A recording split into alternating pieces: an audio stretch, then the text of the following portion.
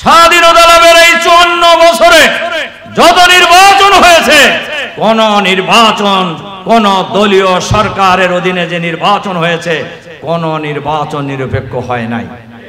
সবাই যার যার মতো করে আওয়ামী স্টাইলে নিজেদেরকে সেখানে ক্ষমতায় বসানোর জন্য চেষ্টা করেছে। এজন্য প্রশাসনকে নিরপেক্ষ হতে হবে। নির্বাচনের আগে লেভেল প্লেইং ফিল্ড তৈরি করতে হবে, সবার জন্য সমান অধিকার নিশ্চিত করতে হবে।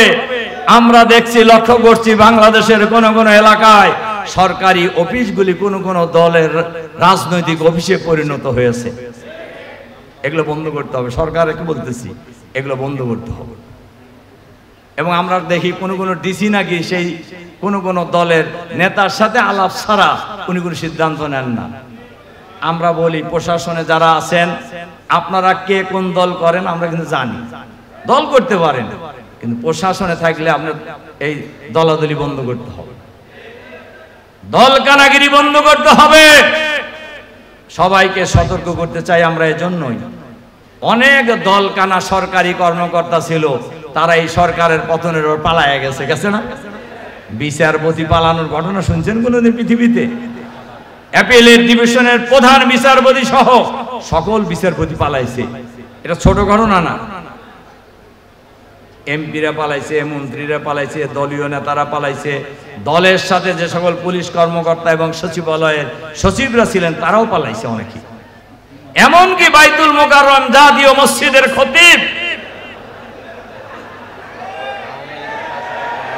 আপনি বলেন তো দেখি, আমার আর বলা লাগলো না, কিন্তু দেখবেন এখন যে খতিব আসছে একজন দরবেশ মানুষ, আলহামদুলিল্লাহ আলহামদুলিল্লাহ। এবং সকল ইসলামপন্থী দলের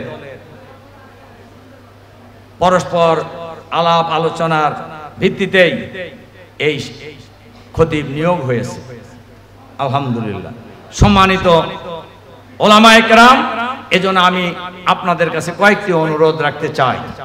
এক নাম্বার অনুরোধ, আপনারা যারা ওলামায়ে কেরাম আছেন, ওলামায়ে কেরামের ঐক্যের ব্যাপারে আমরা কোন সময় ওয়ালা তানাজাউ ফাতাফশালু ওয়া তাযহাবা রিহুকুম, এই আয়াত সবাই আজকে বক্তৃতায় কইছেন, এটার আমরা অনুসরণ করব ইনশাআল্লাহ। ঠিক আছে? ইদফা বিল্লাতি হিয়া হাসান ওয়াজাদিলহুম বিল্লাতি হিয়া হাসান, এটা হবে আমাদের ফর্মুলা। কি ঠিক আছে? আর মসজিদ হবে আমাদের দাওয়াতি কাজের কেন্দ্রবিন্দু। ইসলামের পূর্ণাঙ্গ দাওয়াত আমরা একই সুরে বাংলাদেশের লক্ষ লক্ষ মসজিদে, আজকে আমি বলবো বগুড়ার হাজার হাজার মসজিদে আমরা একই সুরে সবাই ঐক্যের কথা বলবো ইনশাআল্লাহ, ইনশাআল্লাহ। ঠিক আছে? আর আমরা ঐক্যবদ্ধভাবে, আপনারা জানেন, এটাও বলে দেই, যেহেতু আমরা এখানে ইসলামপন্থী সব দলই আছে, অনেক দলের লোকেরা আমাদের, আমরা প্রায় সব আসনে প্রার্থী দিয়ে দিছি। আমাকে জিজ্ঞাসা করছেন যে খান ভাই, আপনাদের প্রার্থী দিলেন, এখন ঐক্য হলে তো কি করবেন? আমি বলছি যে ভাই, আমাদের প্রার্থীদেরকে আমরা যখন ঘোষণা করছি, এই ঘোষণার সময় বলে দিছি যে এবার বৃহত্তর ঐক্য হবে, ইসলামপন্থী দল এবং সমমনা দলের ঐক্য হবে ইনশাআল্লাহ। এই ঐক্যের সাথে আমরা সর্বোচ্চ ত্যাগ স্বীকার করব। যে যে দল যে জায়গায় থাকবে সেই জায়গায় আমাদের প্রার্থীদেরকে আমরা উড্ডু করে ফেলব।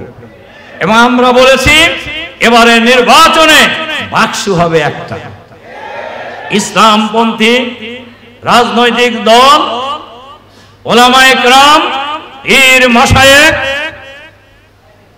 ইসলাম পছন্দ করে এই জাতীয় লোক এবং সমানা লোকদের যে বৃহত্তর ঐক্য হবে, এই ঐক্যের সাথে সবাইকে এটা করতে হবে যে আমরা প্রার্থী দেব একজন ইনশাআল্লাহ, ইনশাআল্লাহ। আর এজন্য ঐক্যবদ্ধভাবে এখন থেকেই যদি আমরা সেই প্রচেষ্টা চালাতে পারি, ইসলামপন্থীদের এই ঐক্যের কারণে অনেকের গায়ে ঘাম ছুটে গেছে, আমরা এই ঘামকে পার্মানেন্ট করে দেব বাংলাদেশ আগামী দিনে। অনেকেই আপনারা ইতিমধ্যেই লক্ষ্য করেছেন, বিভিন্ন জরিপে রিপোর্ট আসছে বাংলাদেশের দুইটা দল প্রায় জনসমর্থনের দিক দিয়ে একদম কাছাকাছি হয়ে গেছে, এবং এই সাথে যদি ইসলামপন্থী দলগুলি, সমমনা দলগুলি, ইসলামী ব্যক্তিত্ব, পীর, মাশায়েখ, আলেম, ওলামা সবাই যদি ঐক্যবদ্ধ হয়, আগামী দিনের বাংলাদেশ হবে ইসলামের বাংলাদেশ, আগামী দিনের বাংলাদেশ হবে আলেম ওলামার বাংলাদেশ ইনশাআল্লাহ। এটা কেউ ঠেকাতে পারবে না ইনশাআল্লাহ। কাজে আসুন আমরা সবাই মিলে যার যার জায়গায় আমরা ঐক্যবদ্ধ হওয়ার জন্য যে বক্তব্য দরকার সেই বক্তব্য রাখবো। ঐক্য বিনষ্ট হয় এমন কোনো বক্তব্য তো নয়, এমন কোনো কাজও আমরা করব না ইনশাআল্লাহ। ইনশাআল্লাহ ইসলামপন্থী সকল দল, ব্যক্তি, পীর, মাশায়েখ আমরা একে অপরের পরিপূরক শক্তি, আমরা একে পরিপূরক শক্তি। সুতরাং আসুন এই ঐক্যের মহাযাত্রা এই বগুড়া থেকে আজকে থেকেই শুরু হবে ইনশাআল্লাহ। আল্লাহ তাআলা আমাদেরকে আজকের এই মিটিংকে, আজকের এই সম্মেলনকে আগামী দিনে বাংলাদেশের ইসলামপন্থী দল সমূহের ঐক্যের ব্যাপারে ঐতিহাসিক ভূমিকা পালন করবে ইনশাআল্লাহ। এই কথা বলে আপনাদের প্রতি আবারও আন্তরিক সালাম এবং মোবারকবাদ জানিয়ে আপনাদের সুস্বাস্থ্য এবং সার্বিক কল্যাণ কামনা করে, আপনাদের জন্য দোয়া করে এবং আলেম, ওলামা, পীর, মাশায়েখ আপনাদের কাছে দোয়া চেয়ে আমার বক্তব্য এখানে শেষ করছি। আল্লাহ হাফেজ। নাসরুম মিনাল্লাহি ওয়া ফাতহুন করিম ওয়া বাশশিরিল মুমিনিন। আসসালামু আলাইকুম ওয়া রাহমাতুল্লাহি ওয়া বারাকাতুহু।